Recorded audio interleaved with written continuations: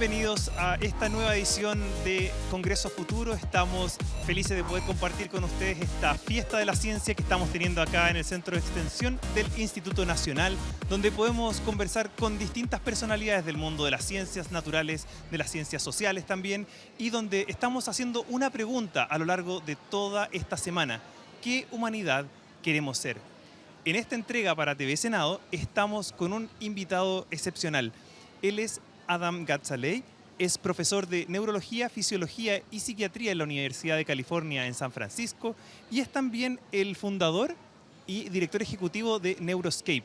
Adam Gazzaley es uno de esos científicos especiales, pues tiene una mezcla entre inventor de poder llevar la medicina un paso más allá para la aplicación en las personas, y vamos a conversar de diversos temas, desde los videojuegos a drogas psicodélicas y cómo estas pueden beneficiarnos en nuestro cerebro.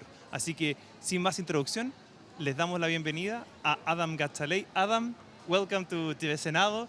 It's a pleasure to have you here in Congreso Futuro and to have this interview to talk more about your research. Thanks for having me. You gave your talk this morning here at the Congreso Futuro, and I was fascinated about the different topics you tell to us. First, I want to ask you, what drives you to be a neuroscientist, and not only a neuroscientist like doing research with neurons, but going further to create new technologies to study and develop treatment? Yeah, you know, I've always had an interest in the brain since I was a little kid. And for a long time, my driving force was just to understand more about the mind and who we are. But over the years, I've gotten more and more practical. And I'm like, learning about the brain is important, but it's most valuable when we could use our understanding about the brain to help people. And I feel that people are suffering in so many ways now when it comes to their brains and their mind and how they pay attention and how they feel and think and make decisions. And so if we could use the principles of neuroscience, combine it with the power of technology to help people, that is something that just gets me up in the morning that I'm really excited about.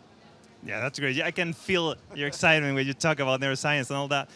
But I want to go step by step. Sure. First, you mentioned neuroscience. It's not so important to understand the mind, you said? No, it's that you really need to understand to go further and not only stay like in the minutes or in the details of the neuroscience process?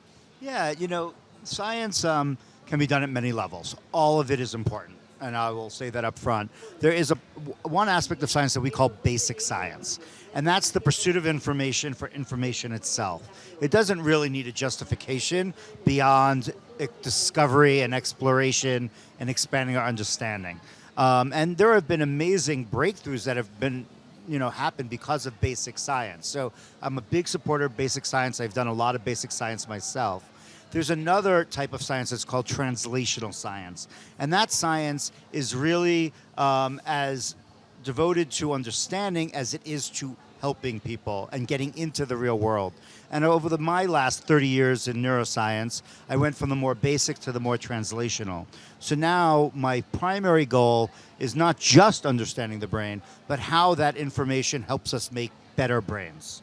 Yeah, that's exactly what I wanted to keep to the end, but now that you mentioned, let's talk about this translational medicine. Yes. So basically, you understand the basics of how it works and then try to solve some problems, some diseases. How was that process? It's really difficult. I mean, I came from the academia. Some people work on basic stuff and other clinical trials, and it's very difficult to go from one field to the other. How was the process to get in this translational medicine? Yeah, it's a great question. It's very easy to talk about translational medicine, and everyone motivates with it because it makes so much sense. It's like the word innovation. Like everything wants to be innovation. Everything wants to be translational. But doing it is harder said than done. And for me, that's been my journey for the last 15 years, is figuring out how to go from basic research inside a university out into the world to create things that get into people's hands. And the way to do that, from my perspective, is really to bridge between academics and industry. academics is not a great place to get into the world, but it's a great place to ask some of the fundamental questions.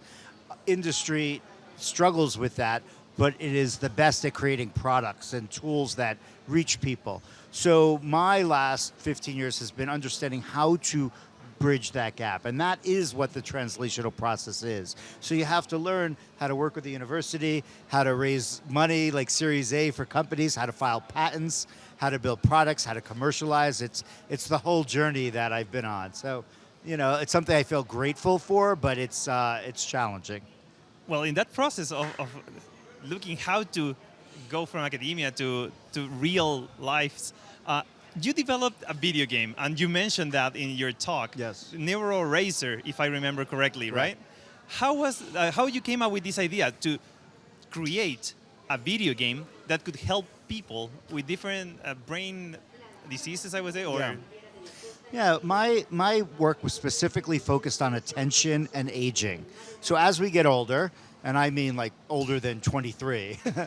I'm older. Yeah, we're all aging. You develop up to a certain point, and then the rest of your life is aging. That's the reality. As we get older, our attention abilities diminish. Very well documented. I was interested in using a video game as a type of experience, which it is, that challenges the brain in such a way that it improves our ability to focus outside of the game. In my field, we call that transfer of benefits. So can your brain be strengthened by engaging in an experience? So we know that experience drives our brain's plasticity. That's a very important term, neuroplasticity. It means that our brain is capable of changing itself at every level.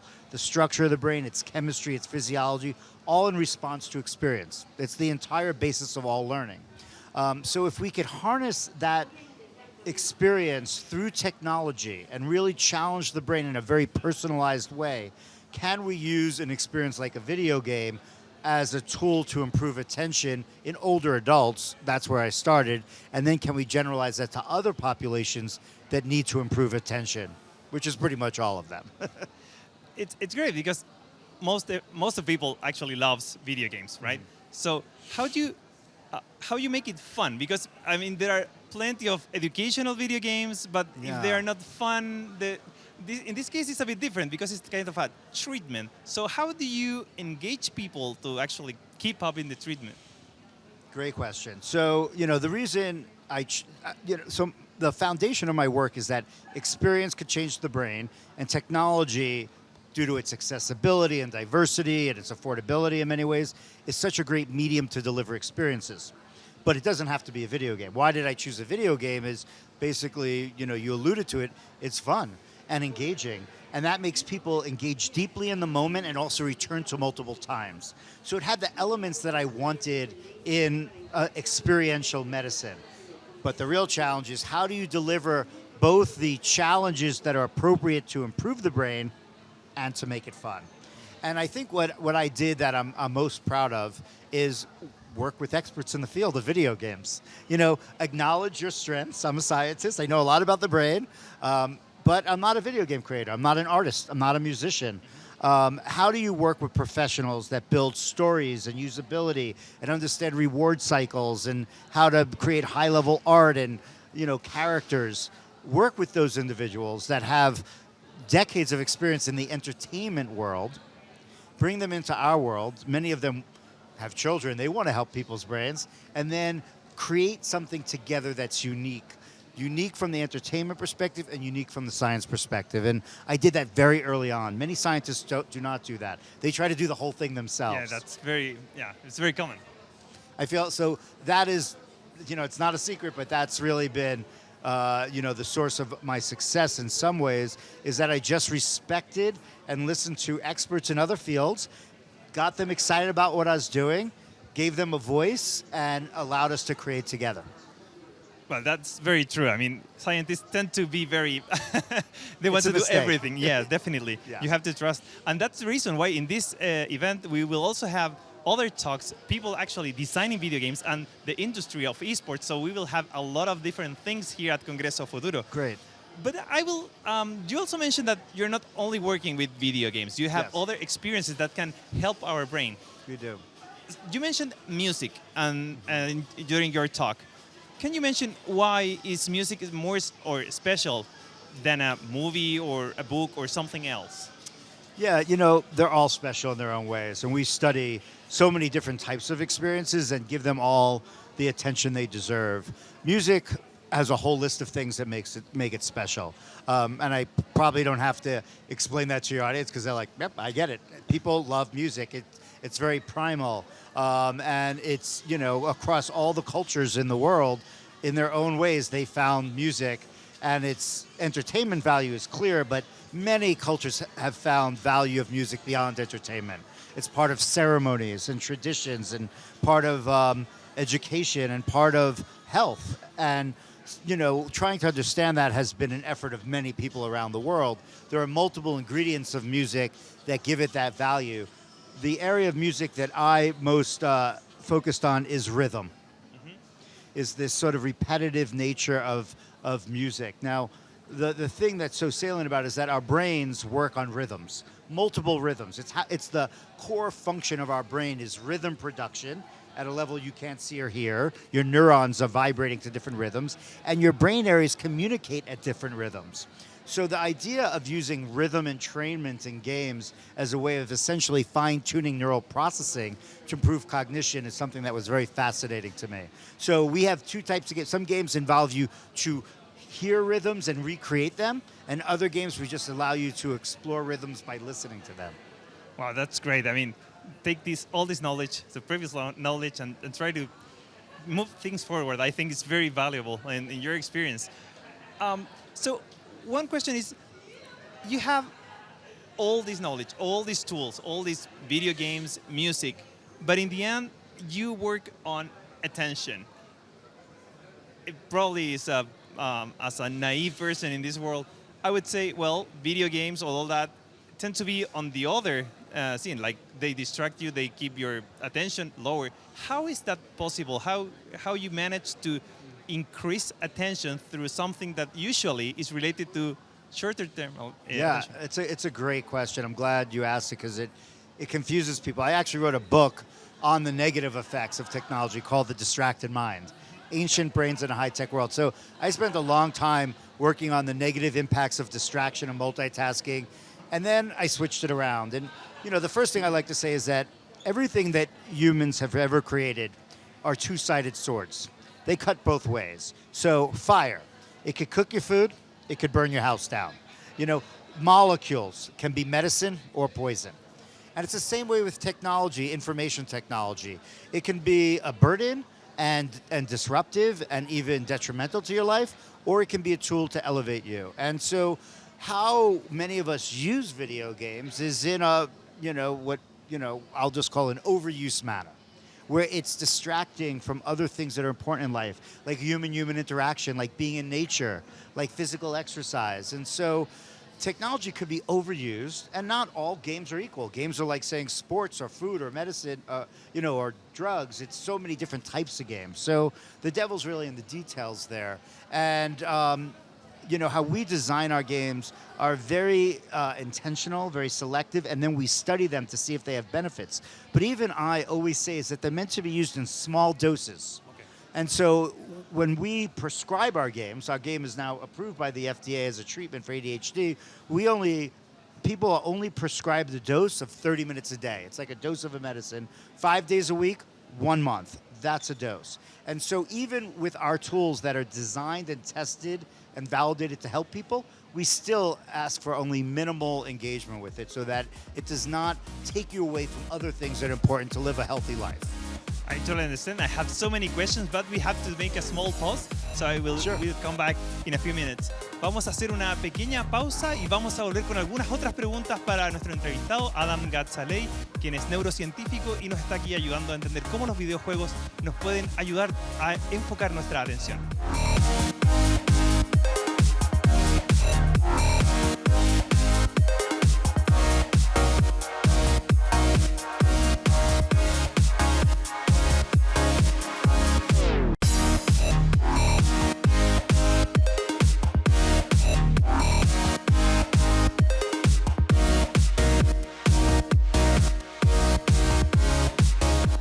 estamos de regreso en esta edición 14 de Congreso Futuro con el lema ¿Qué humanidad queremos ser? Vamos a estar toda esta semana de lunes a sábado transmitiendo conocimiento de las distintas áreas de la ciencia y en esta oportunidad estoy conversando con el neurocientífico Adam Gazzaley, con quien estamos hablando sobre temas de cómo pueden los videojuegos, entre otras cosas, mejorar nuestra atención. Adam, we were discussing on how the video games can help us to increase our attention or improve our attention. But I would like to ask you how you went from a video game, that it was a test probably, to be a treatment approved by the FDA. So how was the process? You tried with different doses? How were the experiments going? Yeah, it's a great question. You know, it's the first time that anyone had taken a video game as a treatment through the FDA. So it's actually called a de novo process. It's the hardest way to get something approved because you don't have a predicate to rely on. And essentially, we just treated it as if it was a drug.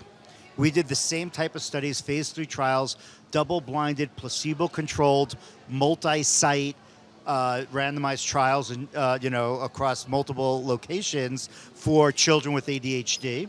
And then presented it to the FDA as a medical device, a class 2 medical device. And it took several years because no one had ever seen anything like this, but we made the case that this should get the same respect and treatment as a drug does because we have meaningful benefits. And we did a large trial, we hit our primary outcome measures, and then eventually we were approved for children. We did another trial, got approved for adolescents, and then another trial and got approved for adults, all with ADHD. And now we're looking at other indications like depression, for example, where we have lots of data.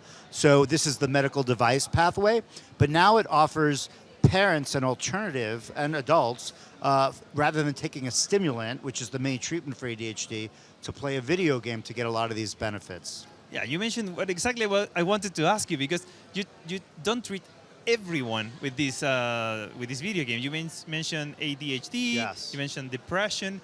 How did you select, or why you selected those primary conditions? Yeah, it's a good question. So we now have data with our video game treatment in numerous populations.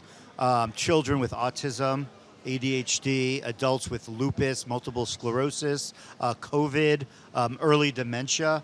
So the game itself is essentially agnostic to the condition. Mm-hmm. It improves attention.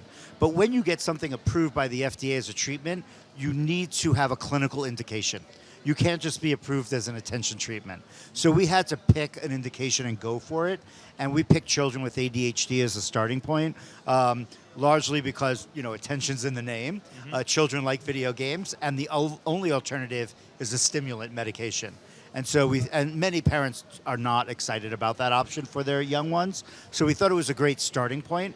But, we view this as like a whole new field, like the pharma field. And here we have this field of experiential medicine. And I hope that there are laboratories and companies around the world that will follow, our lead in this case and produce these new types of medicines for many conditions, right? So we're just attention, but you could train other things. You could improve mood or empathy and compassion or decision making. Many other aspects can be a target. Wow, that's great. As a fan of video games, I find this very fascinating. As a fan of video games, you want to play more. So I imagine you have experience with what happens if we overdose, because attention will not increase linearly all the time. It has to get to a saturation point. Yeah. I imagine that's why you recommend only 30 minutes, because beyond that... Yeah, we don't know a lot of things because there's still a lot of research to be done. I like to be clear. So we don't know the minimal viable dose. That's an important one. So forget about the overdose for a moment. Not everyone might even need that much. We very much want to give people just what they need and no more, because it's very important to me that this is not something that takes you away from other important things. Right. Being in nature, being with friends, and so I'm very critical of that. We picked that dose because based on the scientific literature, that gives you around 10 hours of exposure, which is generally what we see to get a positive benefit. And so we don't allow people to overdose because we can control that through the software. So this is another advantage of experiential medicine versus molecular medicine, where overdoses happen all the time, we can control overdose because we just stop the game and don't let you to play anymore. The other advantage is we get to monitor how much people are playing, or even if they're being compliant with their medicine, because we know when they engage in it, because we have cloud-based connectivity. So another advantage versus a molecule. You bring something really important. Now it's cloud. You need to access this. You have all the information, all this data that is very valuable. How is AI working with all this? I mean, you are using tools to analyze this data and improving either the game or the experience, all that, I imagine. Yeah, we use a rather unsophisticated form of AI called staircase adaptive algorithms. It is making decisions based on the data and updating it, but this is technology that's been around for a long time. You know, this has been a 15-year process. Now, with the emergence of AI, especially generative AI more recently, I am very interested in how this technology can be used to elevate our medicine to the next level. I always say there's no better use of AI than to improve HI, human intelligence. Of course. So that is the future, and we are already starting to do work to bring this very powerful technology to the medicine side and help us create video games that understand you in a way deeper, better way using much more data. So that's how I concluded my talk today of that vision of the future, where you collect not just performance data, which is what our games work on now, but physiological data from the brain and the body that are then interpreted through machine learning and then create immersive environments using AI to improve function. Yeah, I could spend the whole afternoon talking about the video games, but you mentioned so many other interesting things during your talk. And one phrase that caught me while you were talking was that about modifying the brain through this. Like basically, you have a huge power, and with a huge power, it comes a huge responsibility. Yes. So after that, you went to psychedelics. So I will go into that in a few minutes. Okay. But this, how you make sure that it's responsible, how you're treating your patients, and that you're modifying their brains in the just measure. You know, going back to that discussion before about two-sided swords, like anything that does a vast amount of good can do a lot of harm, and vice versa. And so it is responsible to consider all the potential side effects and the negative implications of this new type of treatment. And so we're constantly monitoring that in our studies. What might reduce in terms of function as just a consequence of something else getting better.